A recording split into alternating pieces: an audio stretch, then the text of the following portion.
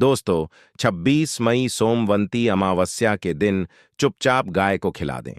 एक छोटी सी चीज, 1 महीने के अंदर करोड़पति बन जाओगे। आज हम आपको ऐसी दुर्लभ जानकारी बताने जा रहे हैं।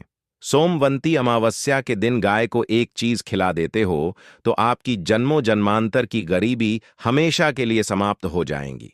वास्तव में अगर आप सोमवंती अमावस्या के दिन अगर आप यह उपाय कर लेते हो तो यकीनन आप पर भगवान शिव माता पार्वती की असीम कृपा होगी और आप धनवान बन जाओगे।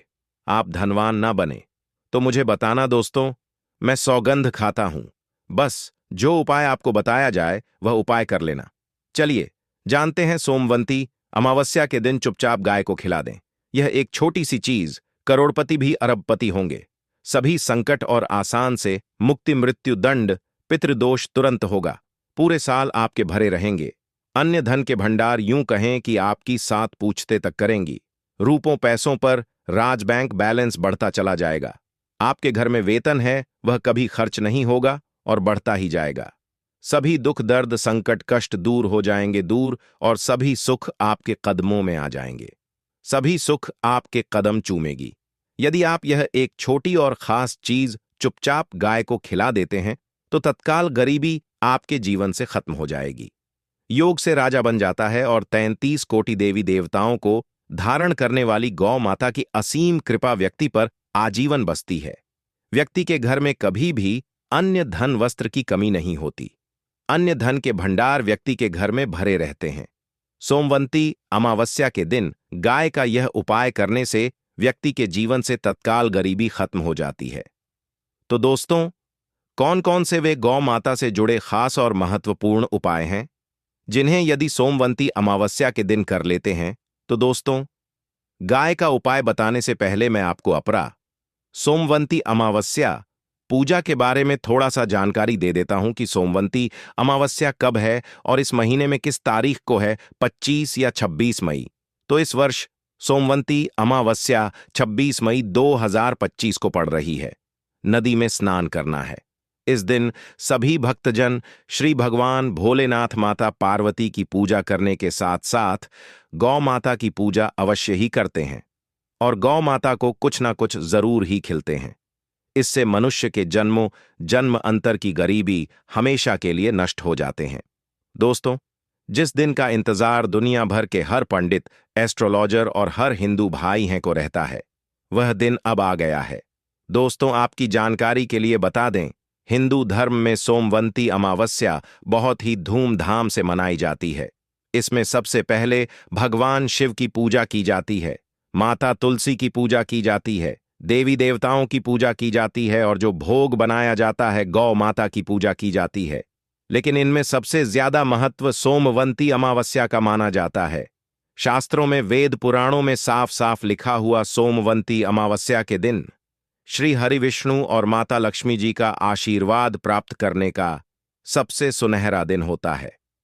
इस दिन भगवान विष्णु, माता लक्ष्मी जी बहुत ही ज्यादा प्रसन्न मुद्रा में होते हैं और अपने दोनों हाथों से अपने भक्तों पर कृपा बरसाते हैं।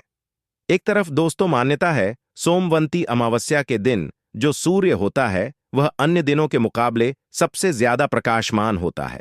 सोमवंती अमावस्या के दिन सूर्य देवता को आगे दिया जाता है। महिलाएं सोमवंती अमावस्या का व्रत रखती हैं। दोस्तों, अगर आप नहीं जानते तो आपकी जानकारी के लिए बता दें, एक व्यक्ति की कुंडली में अगर चंद्र ग्रह की स्थिति अच्छी है तो उसे व्यक्ति का भाग्य हमेशा उसका साथ देता है। वह व्यक्ति जिस कार्य को भी शुरू करता है उसे कार्य में उसको सफलता प्राप्त होती है। इसीलिए सोमवंती अमावस्या को हमारे हिंदू धर्म में बहुत ही ज्यादा विशेष और खास महत्व दिया गया है। आप लोगों की जानकारी के लिए बता दें, सोमवंती अमावस्या के दिन 52 तरीके के शुभ योग बन रहे हैं। कहीं सालों के बाद सूर्य का प्रकाश इतना प्रकाशमान होगा जितना कभी नहीं हुआ। 130 साल में ऐसा दुर्लभ संयोग बनने जा रहा है। लक्ष्मी योग, ग्रह योग, नक्षत्र योग, अमृत सिद्ध योग जैसे शुभ योग का निर्माण हो रहा है। क्योंकि सोमवंती अमावस्या के समय में पूरे दिन का व्रत करना चाहिए और भगवान भोलेनाथ माता पार्वती जी का आशीर्वाद प्राप्त होता है। सोमवंती अमावस्या के दिन ब्रह्म मुहूर्त में सोकर नहीं उठ सकते हैं। किसी पवित्र नदी में जाकर स्नान नहीं कर सकते हैं, पूरे दिन का व्रत नहीं रख सकते हैं। वैसे तो दोस्तों, सोमवंती अमावस्या के दिन स्नान और प्रातः का विशेष ही महत्व होता है, लेकिन इस दिन एक गाय वाला उपाय विधि विधान से सोमवंती अमावस्या वाले दिन कर लेते हैं तो आपकी जन्मों जन्मांतर की गरीबी हमेशा के लिए समाप्त हो जाएंगी। वास्तव में अगर आप सोमवंती अमावस्या के दिन अगर आप यह उपाय कर लेते हो तो यकीनन आप पर श्री हरि विष्णु और माता लक्ष्मी की असीम कृपा होगी और आप धनवान बन जाओगे। इस दिन सभी भक्तजन श्री हरि विष्णु तथा माता लक्ष्मी की पूजा करने के साथ साथ गौ माता की पूजा अवश्य ही करते हैं और गौ माता को कुछ न कुछ जरूर ही खिलते हैं। अब आप सोच रहे होंगे कि गाय को ऐसा क्या खिलाने से और ऐसा क्या उपाय करने से आपको भगवान विष्णु और माता लक्ष्मी का आशीर्वाद मिल सकता है। तो दोस्तों, आपने देखा होगा जब भी आपके घर पर दिवाली की पूजा होती है या धनतेरस की पूजा होती है या फिर सोमवंती अमावस्या की पूजा होती है तो आपके घर वाले गौ माता की पूजा जरूर करते हैं और गौ माता को जो भोग होता है उसमें से कुछ ना कुछ खिलाते हैं, ज्यादा नहीं तो 2 पूरी अवश्य ही खिलाते हैं। तो दोस्तों, आपको इस उपाय को सोमवंती अमावस्या वाले दिन ही करना है और सूर्य देव को आगे देना है और उनकी विधि विधान से पूजा करना है। इस बार जो सोमवंती अमावस्या क्योंकि इस वीडियो में आपको गौ माता से जुड़े उपाय के बारे में बताने वाले हैं जिन्हें करने से आपके जीवन के जो भी दुख दर्द संकट है या कामयाबी होने में कोई बाधाएं आ रही हैं, सभी से छुटकारा मिलने वाला है। यूं कहें कि आपके जीवन में अपार धन सुख, कभी भी धन से संबंधित परेशानी नहीं रहेगी। यदि आपकी जिंदगी प्रबल हो जाएगी, धन प्राप्ति के योग्य बन जाएंगे और जीवन में सदैव अन्य धन के भंडार आपके घर में भर रहेंगे। अन्य धन वस्त्र कभी कमी नहीं होगी। आपको बता दें, इस सोमवंती अमावस्या की पूजा के साथ साथ हनुमान जी, मंगल देवता और भगवान शनिदेव की भी पूजा जरूर करनी चाहिए। आपको बता दें कि इस दिन यदि आप हनुमान जी और मंगल देवता भगवान शनिदेव की पूजा करते हैं तो मंगल का ग्रह जनित दोष भी दूर हो जाता है। व्यक्ति के जीवन में धन सुख संपत्ति की प्राप्ति हो जाती है। समस्त मनोकामना व्यक्ति की पूर्ण हो जाती है। गाय का उपाय बताने से पहले एक उपाय आपको बता दें। इस उपाय को लाइक जरूर करें। क्या करें कि शाम के समय पीपल के पेड़ के नीचे आपको सरसों का चौमुखी दीपक, आटे का दीपक बनाना है। चौमुखी दीपक में आगे की बाती लगाकर सरसों के तेल का दीपक जला देना है। आटे का दीपक बनाएं। जो मुख्य तेल डालें उसमें बाती ही डालें। लाल वाली कलावे की दीपक जला दें। 4-4 बाती लगाकर चारों दीपक मतलब 4 भाग उसके बन जाएं। हर एक भाग को जलाएं और बीच में 2 सबूत फूल वाले लौंग भी डाल दें। फिर देखिए कैसे चमत्कार आपके जीवन में होता है। शाम के समय जलाकर उसे छोड़ें, मनोकामना मांगकर छोड़ दें। दोस्तों, अभी तक अपने चैनल को सब्सक्राइब ना किया हो तो जरूर कर लें। इससे आपको और भी ज्ञानवर्धक जानकारी सीधे माध्यम से प्राप्त हो सके। दोस्तों, यह गौ माता वाला उपाय बहुत ही प्रभावशाली उपाय बताया। मैंने आपको इस उपाय को जरूर करें। बहुत ही लाभकारी उपाय बताया है। बहुत ही आपको लाभ देगा यह उपाय। और अब बात करें गौ माता से जुड़े कौन कौन से उपाय आपको इस दिन मतलब गाय से जुड़े जिन्हें करने से व्यक्ति को 7 पीढ़ियों तक बैंक बैलेंस की कमी नहीं होती, दुख दर्द संकट कष्ट दूर हो जाते हैं और सभी सुख व्यक्ति के कदमों में आ जाते हैं। तो दोस्तों, सोमवंती अमावस्या के दिन आपको भगवान भोलेनाथ माता पार्वती की विधि विधान से पूजा करना है और उसी के साथ गौ माता की पूजा अवश्य करना है और गौ माता को जो भोग सोमवंती अमावस्या पूजा के लिए बनाया गया था उसे भोग से 2 पूरी जरूर ही खिला देनी है। सूखी पूरी नहीं खिलाना है। पूरी के ऊपर आप मिठाई या कोई सब्जियां, हलवा जो भी बनाया है वह आपको गौ माता को जरूर ही खिलाना है। दोस्तों, हर एक और मांगलिक काम में गौ माता या उनसे जुड़ी चीज जैसे गाय का गोबर, गोमूत्र, गाय का दूध अथवा गाय के दूध से बना घी जरूर शामिल करें। इससे आपको पुण्य भाव की प्राप्ति होगी।